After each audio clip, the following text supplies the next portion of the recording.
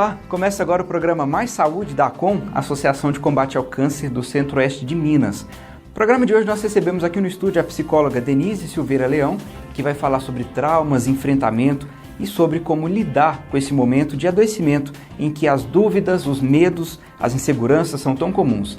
Então, a você que está em casa, peço a sua companhia para assistir o programa Mais Saúde, que está apenas começando. E o nosso bate-papo hoje é com a psicóloga da ACOM, Denise Silveira Leão, que já está aqui ao meu lado. Denise, seja muito bem-vinda. Já tem um tempo, inclusive, que a gente conversou aqui no programa Mais Saúde. E por esse motivo, queria que você começasse se apresentando para quem está te vendo aqui pela primeira vez. Boa tarde. Boa tarde, muito obrigada pelo convite, né? Muito bom poder falar um pouquinho para todo mundo. Eu sou Denise Silveira Leão, na verdade sou psicóloga da ACOM desde 2005. E a minha especialidade, a minha formação realmente é em psico-oncologia, né? O foco de atuação desde 2001 está sendo psico-oncologia. Ok. E a ACOM, né, algumas pessoas que conhecem a instituição, né, até precisaram, sabem do setor de psicologia na ACOM, né, o qual você trabalha, mas não imaginam como que é a forma de abordagem desse paciente, como que é? Explica pra gente, como funciona o setor. Nós somos 2 psicólogos, eu e o Tiago, eu faço 40 horas, o Tiago faz 20 horas. A gente trabalha na instituição como suporte. A psicologia em toda instituição ela é suporte, né? Inclusive na instituição hospitalar, na instituição de câncer, nós funcionamos como um suporte a mais para aquele paciente, para aquele familiar que está passando pela doença, que é o câncer. Então a gente trabalha em todos os projetos, em todas as atuações, né, dos demais profissionais, juntamente com os demais profissionais, para poder auxiliar tanto os pacientes quanto aqueles acompanhantes ou familiares que estão passando pela situação do câncer. A gente auxilia no enfrentamento dos conflitos e das situações de sofrimento, às vezes de organização, que o paciente necessita naqueles momentos do tratamento. E como que é a abordagem a esse paciente? Geralmente é uma procura ou vocês, juntamente com essa equipe, né, que trabalha em conjunto, identifica esses pacientes que têm talvez uma necessidade de um contato um pouco maior e aí que é feito o atendimento? A psicologia sempre está aberta, né? Toda demanda que chega a gente acolhe de uma forma muito prazerosa, é a nossa função. Mas os pacientes, necessariamente eles precisam estar ligados ao hospital, né? Essa é a nossa obrigatoriedade, que o paciente esteja ligado ao Hospital do Câncer de Divinópolis. Ele pode vir tanto encaminhado pelos profissionais de saúde ligados ao Hospital do Câncer, quanto à ACOM, ou por forma espontânea. A gente sempre pede ao paciente que traga alguma coisa sobre a sua condição, sobre a sua questão de doença, para a gente poder saber qual rumo e qual norte a gente vai dar às nossas atuações. Então, esses pacientes, eles podem chegar de uma forma, inclusive, espontânea, mas a gente precisa dessa ligação. Então, eles vêm até a gente marca na agenda e mantém o contato de uma forma regular e de acordo com aquilo que eles trazem, sabe? Mas a maior parte deles vem encaminhados pelos profissionais de saúde. E você falou do paciente, né? Mas, por exemplo, o acompanhante, ele...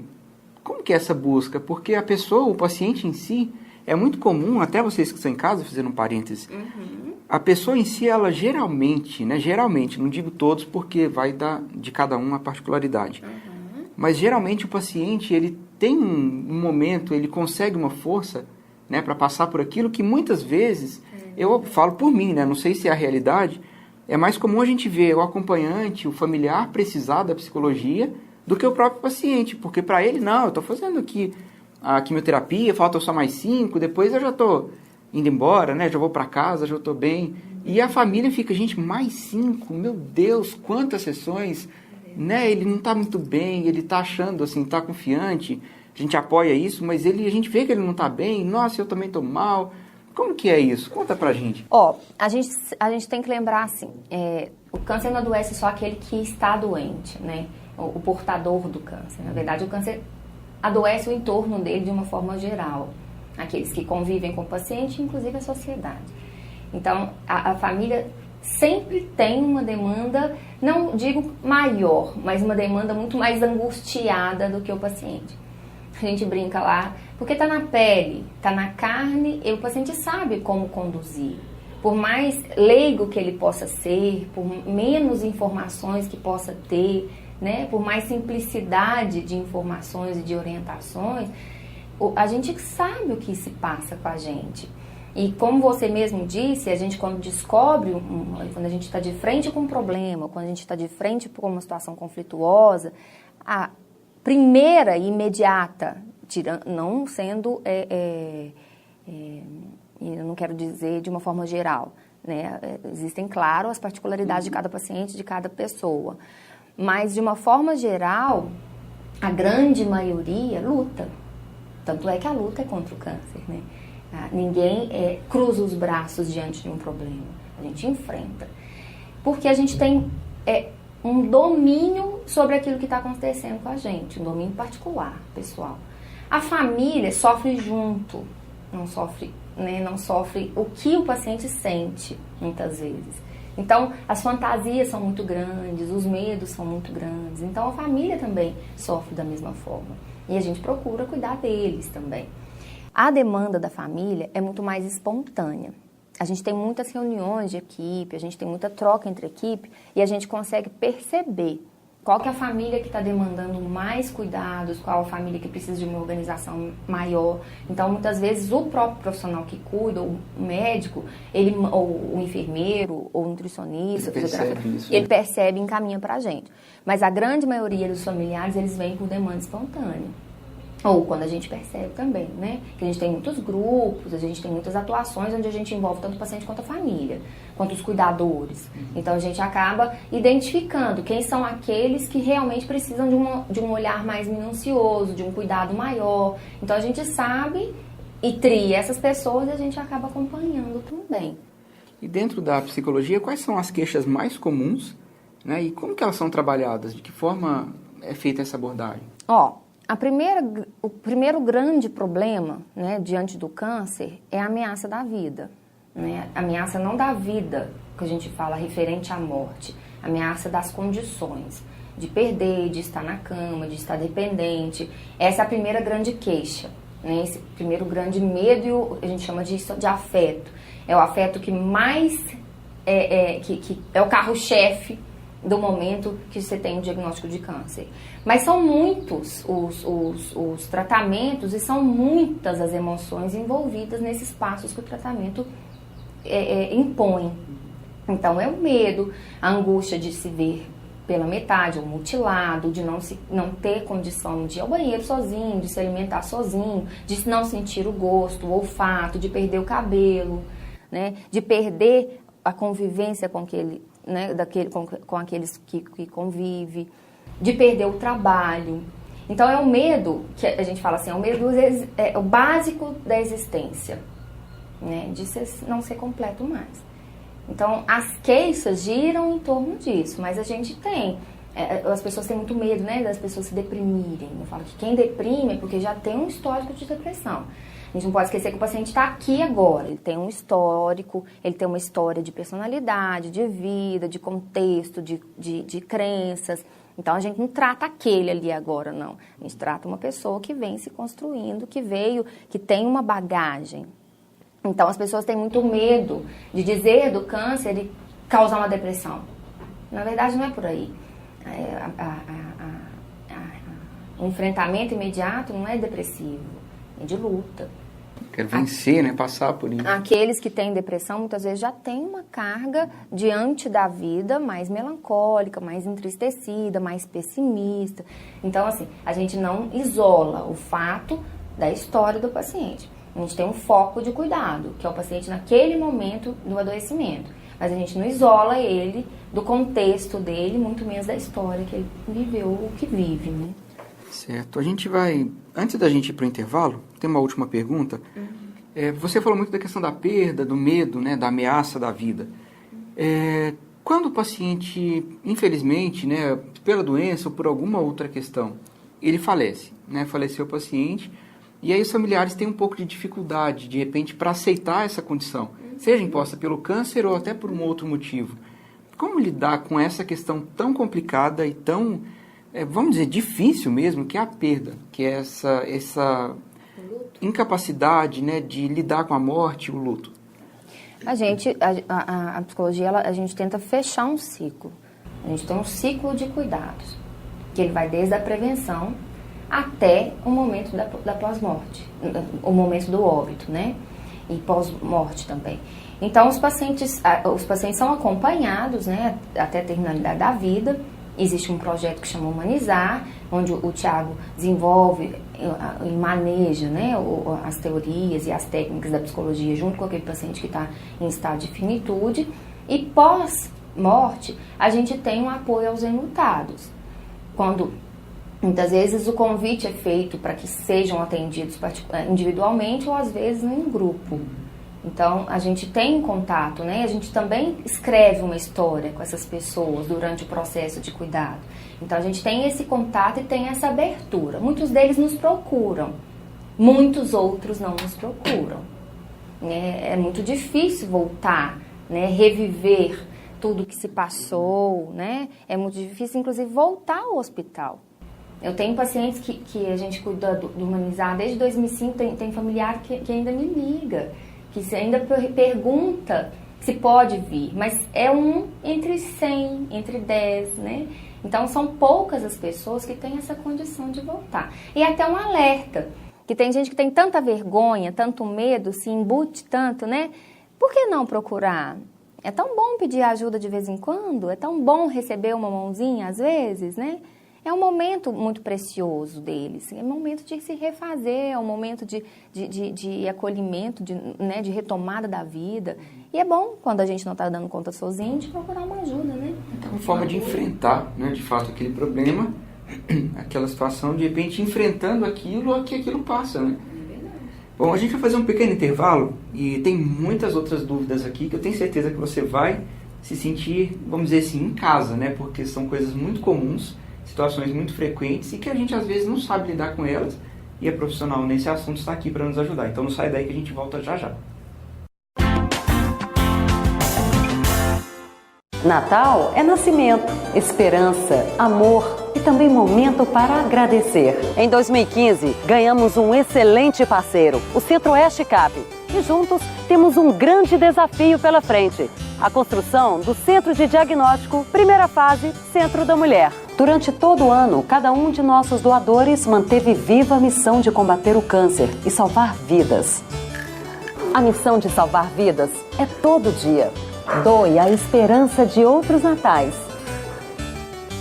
Natal Acom 20 anos. Sua doação faz tudo acontecer. Olá, estamos de volta com o programa Mais Saúde. Hoje recebendo a psicóloga Denise Silveira Leão, psicóloga aqui da Acom, e a gente fala sobre essas questões todas que passam pela nossa cabeça. A gente às vezes não sabe lidar muito bem com elas. Como, por exemplo, Denise, é muito comum nós vemos pessoas, comum entre aspas, né, eu diria, mas é mais frequente vermos pessoas mais velhas em tratamento de câncer. Enfim, como a gente havia conversado no primeiro bloco. Mas quando são jovens, quando são adolescentes, crianças, adolescentes e pessoas mais jovens, como que são abordadas essas pessoas e de que forma é feito esse atendimento? Assim, por exemplo, há muitas queixas do tipo, eu sou tão novo, eu não quero morrer novo. Como que é isso? A gente tem que tirar alguns mitos, né, do câncer. As pessoas acham que o câncer é uma exclusividade de quem provocou alguma situação desprazerosa na vida, ou quem fumou demais, ou quem bebeu demais, né? Infelizmente, o câncer, a maior porcentagem deles estão ligados ao envelhecimento do corpo mesmo, do organismo. Mas existe sim uma grande parcela da população que adoecem mais jovem, por muitos outros motivos. A abordagem da psicologia, ela é sempre focada no adoecimento, em todas as questões que envolvem o adoecimento por câncer, que são os medos, as angústias, o sofrimento, a recolocação, eu falo da identidade como paciente, de se colocar mais uma vez em família, de pedir ajuda. Em cada momento do desenvolvimento, a gente tem características próprias, né?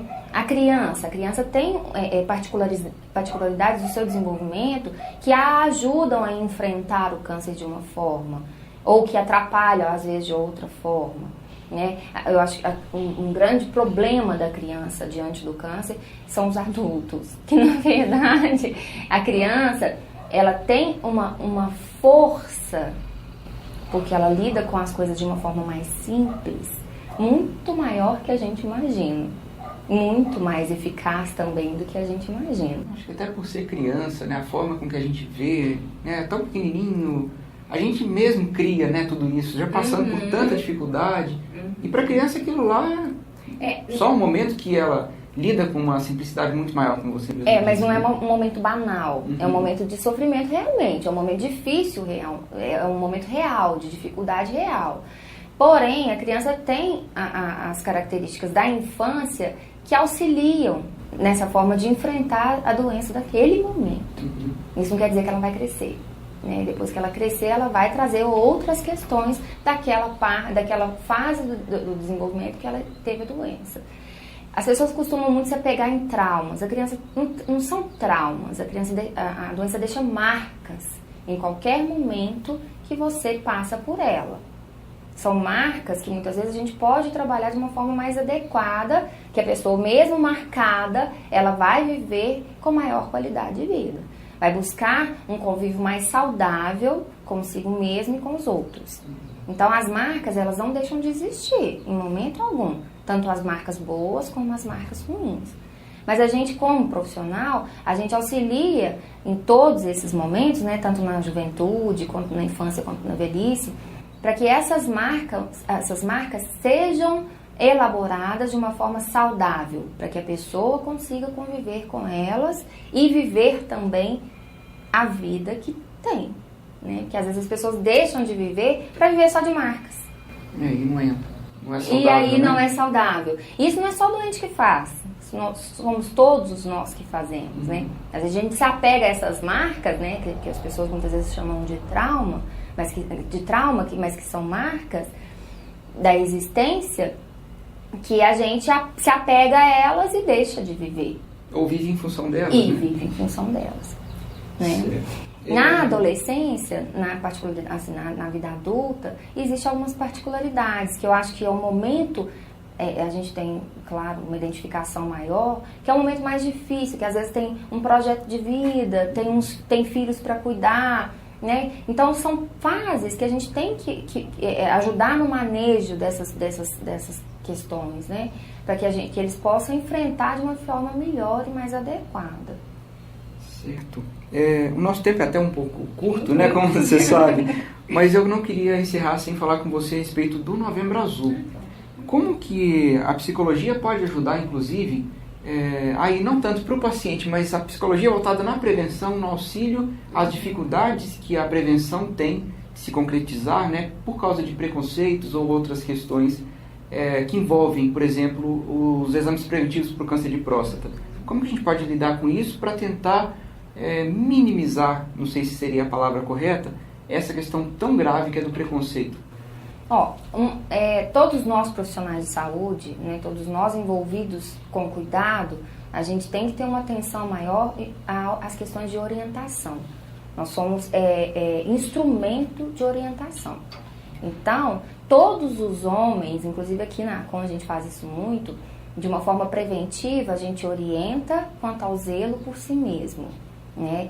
A ultrapassagem das barreiras dos mitos e das crenças, que os mitos e que as crenças constroem, né? Então a gente busca orientá-los, informá-los, e quando a coisa fica mais difícil, a gente tenta encaminhar, ou às vezes acompanhar na medida que eles consigam trazer um melhor enfrentamento desses mitos, né, dessas questões, e ultrapassar para poder entrar nas questões de prevenção, de se cuidarem. O nosso trabalho é sempre esse, nós somos sementinhas e a gente vai plantando aonde a gente passa o que a gente pode plantar. A gente semeadores, nós não somos sementinhas, nós somos semeadores. A gente tenta levar um pouquinho de informação para que os mitos sejam desfeitos. A gente vive num mundo moderno, né, que tem lá suas problemáticas, mas o mundo exige de todo mundo, de todos, um pouco mais de olhar para si mesmo, né, para as questões do seu corpo, do seu envelhecimento, dos seus cuidados. Isso é importante. Bom, e para, de fato, finalizarmos o programa desse final de semana, tem uma pergunta aqui que eu acho que ela é muito interessante, para ficar como mensagem mesmo, né, para vocês que estão assistindo. O que fazer, Denise, para não perder a confiança no tratamento e na recuperação da saúde, numa vida após o câncer? Olha, o que fazer para não perder a confiança? Confiar em si mesmo, né? Se valorizar e valorizar aquilo que você tem. Porque às vezes o paciente que a gente fala, que as pessoas falam, né, que desacreditou, não quer mais tratar. Na verdade, a gente não pode isolar como uma reação única àquele momento da doença, não. Muitas vezes já vem de uma história, né, de vida que ele não se incluía nas suas atenções. Então não tem um passado que é... Claro, a gente não vive momentos, presente, né? A gente não vive só por pedacinhos, a gente vive uma história, a gente tem um livro da vida da gente, né? Então as pessoas precisam se cuidar. E o nosso resgate muitas vezes com os homens é esse olhar para si. Eu preciso olhar para mim, que é o momento de me valorizar para que eu possa ter uma boa saúde, para que eu possa ter uma qualidade no meu tratamento. Esse é o nosso trabalho também, né? O ponto-chave está na confiança em si mesmo. Si mesmo. Nos médicos, né, que estão fazendo ali o tratamento, né? Mas acho que essa vai até por mim, né? Essa não é da Denise, psicóloga. Eu, enquanto apresentador falante, acho que a gente não pode perder a alegria de viver também, né? A gente estando bem conosco mesmos, felizes, né, na vida, ainda que passando por um momento de dificuldade, acreditar que aquilo é passageiro, acho que é um grande complemento a tudo que você falou, né, e a tudo que nós tentamos levar sempre para vocês. Bom, Denise, assim a gente vai chegando ao final, né, desse programa Mais Saúde. Primeiramente, eu queria agradecer demais a sua participação, é sempre bom. E a vocês que estão em casa, a gente fica por aqui, mas semana que vem tem mais saúde novinho. Eu espero, é claro, a sua companhia. Um grande abraço. Tchau.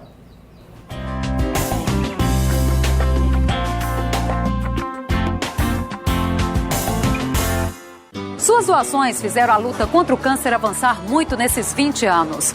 Com a parceria entre Centro-Oeste Cap e a Com, melhoramos nossa capacidade de atendimento e começamos um grande desafio: a construção do Centro de Diagnóstico, primeira fase, Centro da Mulher. Ganhar no Centro-Oeste Cap é alegria em dobro. Tem o prêmio e é alegria ajudar a Com no combate ao câncer.